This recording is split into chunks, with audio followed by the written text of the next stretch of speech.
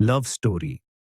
मैं नहीं जानता कि यह मन की प्रवंचना थी, पर रज्जो इसे प्रवंचना ही कहती है।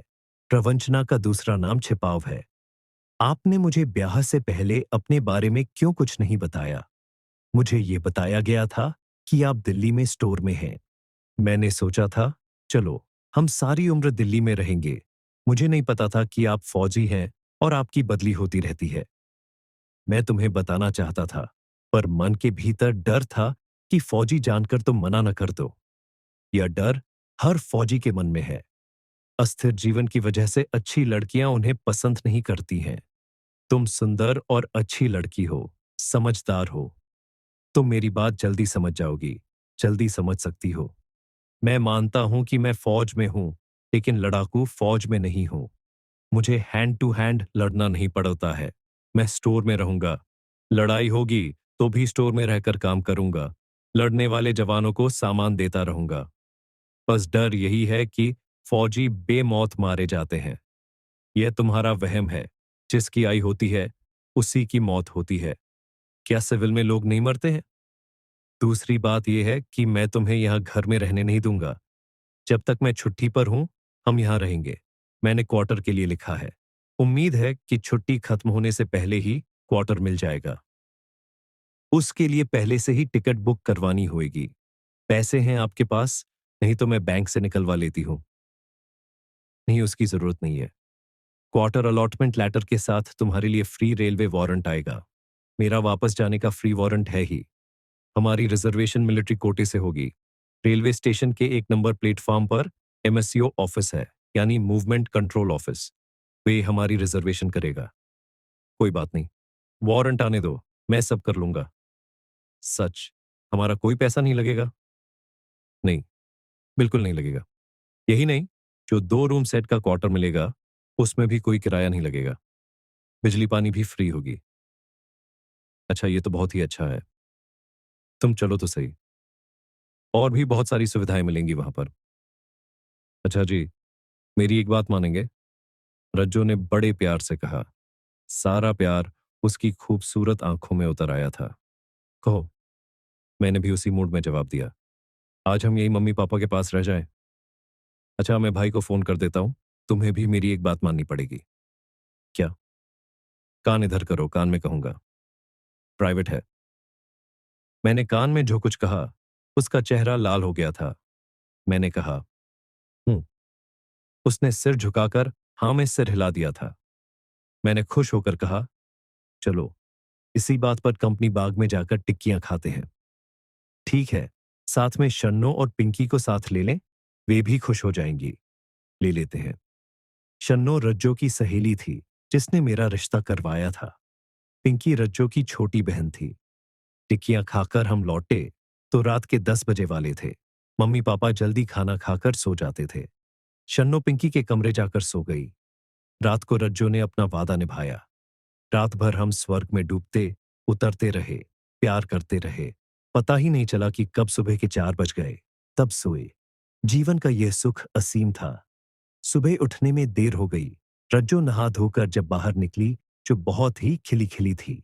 शरीर और मन से तृप्त थी। तृप्ति के बाद इतना सुख मिलता है, पहली बार अनुभव किया। मैं भी काफी खुश था। इतने में बाहर से किसी ने मुझे पुकारा। देखा, डाकिया था। मैंने लिफाफा लेकर खोला तो रज्जो का रेलवे वारंट था।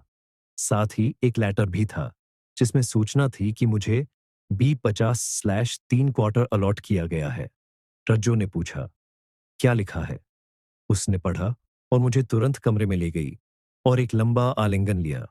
वह चुंबन लेना चाहती थी, लेकिन किसी के आने के डर से मैंने रोक दिया। मेरा पूरा शरीर सिहर उठा था। मैंने पुचकार कर कहा कि मैं रेलवे स्टेशन रिजर्वेशन के लिए जा रहा हूं। नाश्ता तो करते जाओ। रज्जो ने कहा, ठीक है, जल्दी से दे दो। दूसरी क्लास की एसी में बर्थ रिजर्वेशन हो गई थी। 1 सप्ताह पहले जाने की रिजर्वेशन करवाई गई थी। हमें वहां सेटल होने में मदद मिलेगी। माँ और भाई को अच्छा नहीं लगा। माँ ने कहा, घर का खर्चा कैसे चलेगा? मैं आपका अकेला बेटा नहीं हूं। मैंने अपना दिमाग इस्तेमाल करना शुरू कर दिया है। मेरा ब्याह हो चुका है। मेरी पत्नी मेरे साथ जाएगी, साथ रहेगी। मैं रज्जो के यहां से आई पेटियों को ताला लगाने लगा तो भाई ने कहा, तुम्हारा और रज्जो का काय सामान यहां नहीं रहेगा। मैं आपसे ऐसे ही जवाब की आशा कर रहा था। क्यों मां, आपका भी यही जवाब है? मैंने भाई और मां दोनों से कहा, पर वे दोनों चुप रहे। मुझे समझने में देर नहीं लगी। वैसे भी बहन और उसका पति सब कुछ लूट कर ले गए थे। मैंने शन्नो से बात की। उसका भाई रेलवे में था। थोड़ी देर बाद शन्नो के भाई का फोन आया। जीजू, आप कौन सी गाड़ी से दिल्ली जा रहे हैं? कल रात की फ्रंटियर मेल से। ठीक है जीजू, कल मैं अपने साथ कारपेंटर लेकर आ रहा हूं। वह सारा सामान पैक कर देगा। फ्रंटियर मेल ट्रेन की पार्सल वैन में सामान चढ़ा भी दिया जाएगा। थैंक्स राजू, मेरी सारी चिंता दूर हो गई। मेरे मामूजी के लड़के हमारी यूनिट में ही डिप्टी कमांडेंट थे, कर्नल दीपक साहब। मैंने उनसे बात की, सारी स्थिति बताई। उन्होंने कहा, अच्छा हुआ मां बहन, भाइयों के प्रति तुम्हारा मोह भंग हो गया। मैंने तुम्हें समझाया भी था। तुमने बेकार 12 साल घर में पैसा दिया। खैर, देर आए दुरुस्त आए। तुम चिंता मत करो। मैं गाड़ी और 4 मजदूर समय पर भेज दूंगा। मैंने तुम्हारे क्वार्टर को डिस्टेंपर करवाकर साफ करवा दिया है। Tax sir. थैंक्स नहीं, भाई हूं तुम्हारा। बड़े दिनों बाद हम एक ही यूनिट में पोस्ट हुए हैं। कुछ मत सोचो, बस आ जाओ, सारे इंतजाम हो जाएंगे। ठीक है भाई साहब। मेरी सारी चिंताएं दूर हो चुकी थीं। राजू ने कारपेंटर भेजकर सारा सामान पैक करवा दिया था। गाड़ी चलने के 2 घंटे पहले स्टेशन पर बुलाया गया था। सामान की बुकिंग आराम से हो गई। मेरे और रज्जो के वारंट पर जितने किलोवेट लिखा था, सामान उससे कम निकला। राजू ने सामान पार्सल बोगी में चढ़ाने के लिए वहां के मजदूरों से पहले ही सेटिंग कर ली थी। फौजी था। वे रम की बोतल मुंह से चाहते थे। रम मैं हमेशा अपने पास रखता था। बोतल राजू को दे दी। उसने कहा, जीजू आप चले।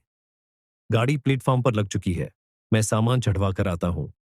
मैं प्लेटफॉर्म पर आया तो रज्जो, उसके मम्मी पापा, शन्नो, पिंकी डब्बे के सामने खड़ी दिखे थे। मेरे घर से कोई नहीं आया था। जब तक पैसा देता रहा, उनके लिए सब कुछ था। पर अब कुछ नहीं। ये बात मुझे कचोटती रहेगी। सारा सामान चढ़ गया? रज्जो ने पूछा। चढ़ाने के लिए ले गए हैं। मजदूरों को रम की बोतल चाहिए थी। वह दे दी है। मैं लेकर गया था। जानता था, ऐसे कामों में ये बहुत काम आती है। इतने राजू आ गया और बोला, जीजू, सारा सामान चढ़ा दिया है। गार्ड को बोल दिया है कि अंबाला से वे अगले गार्ड को बोल दें। सामान बिल्कुल ठीक जाएगा। दिल्ली में मैंने अपने दोस्त को कह दिया है कि वह आपकी मदद करे। आपने सामान पार्सल ऑफिस से लेना है, प्लेटफॉर्म से नहीं। मेरा दोस्त पार्सल ऑफिस में मिलेगा। उसका नाम अशोक है। थैंक्स राजू। क्या कहते हैं जीजू? ये मेरे घर का काम था। गाड़ी चली तो मैं और रज्जो सभी से विदा लेकर अपनी बर्थ पर आ गए। दोनों नीचे की बर्थें थीं।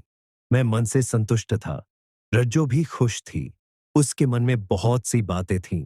दूसरी बर्थ पर मैंने उसका बिस्तर लगा दिया था। वह मेरी बर्थ पर मेरे कंबल में आकर बैठ गई। रज्जो अभी बात शुरू करने वाली थी कि टीटी आ गया। टीटी के जाने के बाद रज्जो ने कहा, अब रात दिन हमारे होंगे। किसी के आने का डर नहीं रहेगा। हाँ, जब तक छुट्टी रहेगी दिन रात हमारे होंगे। फिर दिन में ड्यूटी, रात में प्यार, है ना?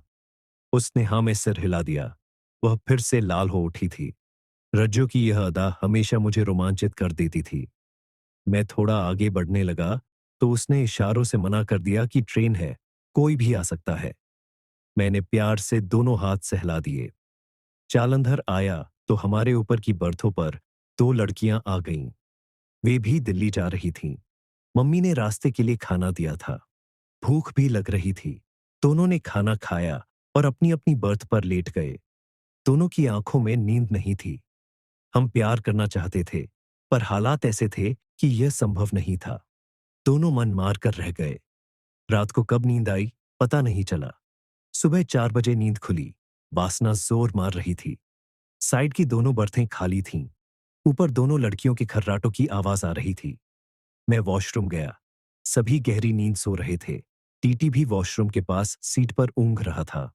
लौटा तो रज्जो उलटा लेटी हुई थी। मन में आया कि अभी प्यार करूं, लेकिन मैं किसी तरह का रिस्क नहीं लेना चाहता था। इसलिए थोड़ा प्यार किया। गाल पर किस किया और अपनी बर्थ पर आ गया। रज्जो की नींद खुल गई थी। शायद उसे मेरे किस लेने का एहसास हो गया था। पूछा, दिल्ली आ गया क्या? नहीं, दिल्ली आने में समय है। रज्जो वॉशरूम गई, लौटी तो मेरे कंबल में आ गई।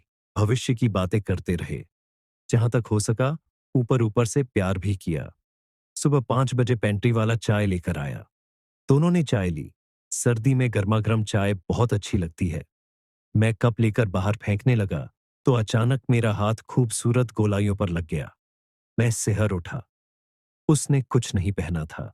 मैंने पूछा तो उसने कहा, रात को वह ऐसे ही सोती है, पहनने से नींद नहीं आती है। ये सुनकर मैं मुस्कुरा दिया। मेरी आंखों में प्यार के साथ शरारत थी। रज्जो ने पूछा, आप मुस्कुरा क्यों रहे हैं? मैंने कहा, जानकर अच्छा लगा, मजा आया करेगा। ऐसा सुन वह भी मुस्कुरा दी और खिड़की के बाहर जाने कहाँ खो गई। बाहर अभी अंधेरा ही था। सर्दियों में कहीं 7 बजे तक दिन चढ़ता है। गाड़ी आधा घंटा लेट थी। जब दिल्ली पहुंची तो 9 बज चुके थे। आगे कर्नल दीपक साहब का हेल्पर 4 मजदूर लेकर आया हुआ था। रज्जो को एक मजदूर गाड़ी में बैठाकर पार्सल ऑफिस आ गया। सारा सामान लेने में 1 घंटा लग गया। सामान सुरक्षित था। क्वार्टर पहुंचने में 12 बज गए। चारों मजदूर तब तक नहीं गए जब तक सारा सामान सेट नहीं हो गया। कर्नल साहब ने दोपहर का खाना भिजवा दिया। खाना खाकर रज्जो सो गई। मैंने जाकर गैस बुक कर दी और साथ में सिलेंडर भी ले आया। किचन सेट हो गया। शाम 5 बजे कर्नल साहब ने गाड़ी भेज दी। मैं और रज्जो जाकर राशन और घर का सारा जरूरी सामान ले आए। कर्नल साहब भाभी जी के साथ शाम 7 बजे घर आए। घर सेट हो गया था। रज्जो ने अच्छी सी चाय बनाई। चाय पीकर कर्नल साहब और भाभी जी खुश होकर गए। शाम का खाना भिजवाने की बात कर रहे थे, लेकिन रज्जो ने मना कर दिया। उनके जाने के बाद हम दोनों अकेले थे। मैंने कुंडी लगाई और दोनों एक दूसरे की बाहों में समा गए। रज्जो ने कहा, पहले नहा लेते हैं। मैंने कहा, प्यार करते हैं, फिर इकट्ठे नहाएंगे। इस तरह एक दूसरे में समा गए, जैसे युग युग से बिछड़े हों। अलग होने का नाम ही नहीं ले रहे थे। काफी देर बाद अलग हुए।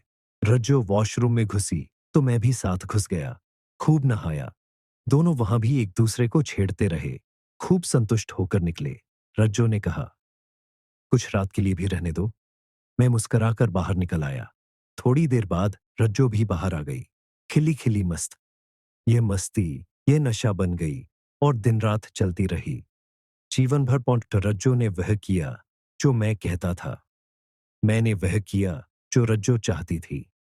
ये प्रवंचना नहीं, प्यार है। सिर्फ प्यार